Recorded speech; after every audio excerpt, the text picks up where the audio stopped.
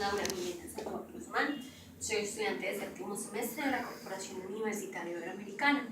Hoy estoy haciendo la socialización del diplomado de didácticas flexibles para poblaciones diversas. Entonces, a lo largo del diplomado teníamos que hacer varias actividades. Alguna de ellas fue, por ejemplo, la caracterización de la población y el objeto de la investigación. Entonces, yo escogí la población de la institución educativa Cristo Rey. Esta es de la ciudad de Dos Quebradas, Risaralda, ya que yo estaba realizando la práctica pedagógica allí. Entonces, el objeto de investigación fue conocer la historia religiosa del país y su influencia en la educación. ¿Por qué surgió esto? Porque en el PEI de la institución aparecía como un colegio laico, pero haciendo la observación y el análisis exhaustivo se pudo determinar que con sus actividades y su cotidianidad mostraba todo lo contrario. La pregunta problema entonces es la siguiente: ¿cómo fomentar respeto y aceptación de la diversidad religiosa, no solo desde el aula, sino desde todas las actividades, tanto escolares como extracurriculares, en la institución educativa Cristo Rey? Bueno, esta pregunta problema sale de esa necesidad que se vio de tratar el tema, ya que se podía ver que en realidad el colegio no era laico, no solo desde las clases, sino desde izadas de bandera, charlas, conferencias, y se mostraba que, por así decirlo, tenía cierta apreciación o cierto respeto más infundado a ideologías religiosas que a otras. Entonces también se escogió un referente político para hacer una investigación exhaustiva de la pregunta problema anterior. Entonces yo personalmente escogí la ley 133 de 1914, que es la ley de libertad religiosa que rige en nuestro país. Entonces cualquier ciudadano colombiano, con el simple hecho de serlo, tiene derechos que esta ley cobija. Por ejemplo, algunos de ellos es profesar la creencia que la persona decida, o si decide no profesar ninguna, pues está en su libertad de hacerlo. También, por ejemplo, el permitir el cambiar de confesión o abandonar la que tenía anteriormente. También, por ejemplo, practicar individual o colectivamente, en privado o en público, actos de oración y culto, conmemorar sus festividades y no ser perturbado al hacer esto. Por ejemplo, en nuestro país es muy común ver las procesiones en Semana Santa. Entonces, esta ley protege esas festividades y esos actos colectivos en público. Entonces, aunque haya personas que les incomoden, pues la ley les protege. Otro derecho que tiene toda persona es recibir una sepultura digna y que se respeten los ritos o las creencias que la persona tenía en vida. También, por ejemplo, el contraer y celebrar matrimonio y establecer una familia según las normas o leyes que su iglesia o confesión religiosa lo dictan. También, por ejemplo, el no ser obligado a practicar o a recibir asistencia que sea contraria a sus convicciones religiosas. También está el recibir asistencia religiosa en el lugar en el que esté, sea cárcel, ejército nacional, ancianato o hospital. Pero esa asistencia religiosa debe ser la que la persona profese o la que la persona en ese momento desee.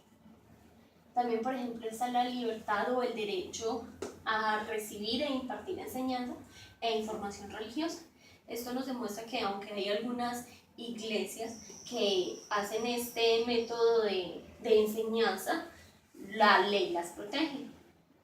También entonces el elegir para sí y también para los hijos y personas que están bajo su dependencia de educación religiosa y moral que desean que reciban. Entonces también ya después de hacer este análisis al referente político, se hizo un análisis a referentes teóricos. Se escogió, por ejemplo, el libro El hombre en busca de Dios de 1990 de la Watchtower Bible and Tract Society. Este libro viene contando las diferentes creencias religiosas que hay alrededor de todo el mundo. También, por ejemplo, se utilizó una tesis de la Pontificia Universidad Javeriana de Bogotá. Esta tesis fue del año 2012 y la escribió Lucas Abadía Suárez. Esta viene contando la persecución religiosa en Colombia y la experiencia de dos personas que entre 1937 y 1953 estuvieron en esta y qué cosas fueron las que los sometieron a presión y cómo pudieron salir a flote. También entonces se utilizó otra tesis universitaria también de la misma universidad dicha anteriormente, pero esta fue del año 2005 y esta la escribió Lady Nieto Martínez, que viene contando el derecho a la libertad religiosa y de culto en la legislación colombiana. Esta tesis viene mostrando la historia de nuestro país en cuanto a persecución, problemas y dificultades, pero entonces de ese cambio radical que hizo la ley 133, que por así decirlo firmó o terminó más bien esa unión que había entre la Iglesia Católica y el Estado político colombiano. Y por último se utilizó el libro Globalización y Diversidad Religiosa en Colombia. Este libro es de la Unibiblos, que es la editorial de la Universidad Nacional de Colombia. Este libro es del 2005, viene trayendo la recopilación de unas reuniones que se celebran aproximadamente cada 3 años, en el que se cuentan las diferentes vistas o los diferentes puntos que tiene la política, la cultura, la educación sobre la religión. En particular este libro viene mostrando que la religión es un punto clave en la política de nuestro país, porque la religión no solo determina culturalmente lo que somos, y entonces culturalmente lo que somos determina las políticas y leyes que nos rigen. Entonces me pareció algo muy importante destacar de este libro. Después de hacer todo esto se realizó una encuesta en la institución a la que se le hizo un análisis estadístico. Se pudo obtener como resultado, se encontró más bien que la institución dice ser laica según el país lo muestra, pero que en realidad no lo es, pues posee una gran influencia religiosa católica. Y entonces esta es la que predomina en la comunidad a la que pertenece. Pero entonces, a pesar de lo anterior, la institución respeta las creencias religiosas de los diferentes integrantes, tanto estudiantes, docentes, directivos, empleados del servicio, secretarios, ¿cierto? Y entonces se les respeta sus creencias y sus opiniones. Esto se ve reflejado en la tolerancia que se manifiesta en todas las actividades. Pero entonces, también en las clases de religión se les brinda a los estudiantes la oportunidad de expresar sus creencias sin temor a ser discriminados. Esto es algo muy importante, ya que crea en ellas convencimiento y aceptación hacia las demás personas.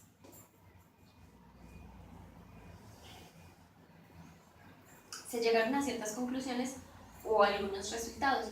Por ejemplo, uno de ellos fue que Colombia recorrió un difícil camino histórico para lograr la libertad religiosa y de conciencia, pero todavía hay discriminación. ¿Por qué? Porque nuestro país es un país muy tradicionalista y se ve mal que la persona se aleje de lo que normalmente se cree. También entonces se viene mostrando que en el aula, como tal, en la institución, en esos espacios educativos, se deben generar lugares para expresar, argumentar y reflexionar sobre las diferentes creencias religiosas que tienen los estudiantes, sin temor a que sean rechazados, sino más bien darles oportunidades para generar esto como una experiencia enriquecedora y de aceptación. Bueno, la diversidad que existe hoy en todo el mundo también existe en Colombia. Esto es algo de lo que tenemos que estar conscientes. Entonces, así permitir que exista un espíritu de tolerancia hacia lo que crea la persona que sea. Y entonces, cuando hacemos esto no interfiere con una buena convivencia ciudadana. Pero entonces el papel del docente del siglo XXI es propiciar esos momentos para que los estudiantes hablen y generen dudas, inquietudes y las solucionen entre ellos mismos para que exista un ambiente apropiado, intercambiando ideas y así generando una buena convivencia ciudadana, porque los docentes son los formadores de seres humanos que a futuro van a ser vitales en esa convivencia y van a determinar muchas cosas. Entonces, ellos deben generar un enfoque respetuoso desde el mismo momento en que ellos tocan el tema. ¿Por qué? Porque si entra con una actitud despectiva o prepotente, lo más probable es que esto lo vayan a aprender sus estudiantes o esto se reprima y más bien eviten los temas. Entonces, si se toca con una forma respetuosa, esto va a generar que las personas acepten y generen conocimientos y lleguen a una conversación amena y tengan una buena socialización. Bueno, muchísimas gracias. En sí, este fue el proceso que hicimos con el diplomado y pues fue algo muy enriquecedor porque no solamente se pudo ver la realidad educativa de la institución en la que estoy realizando las prácticas, sino la realidad en cuestiones de política y moral que hoy día están en nuestro país.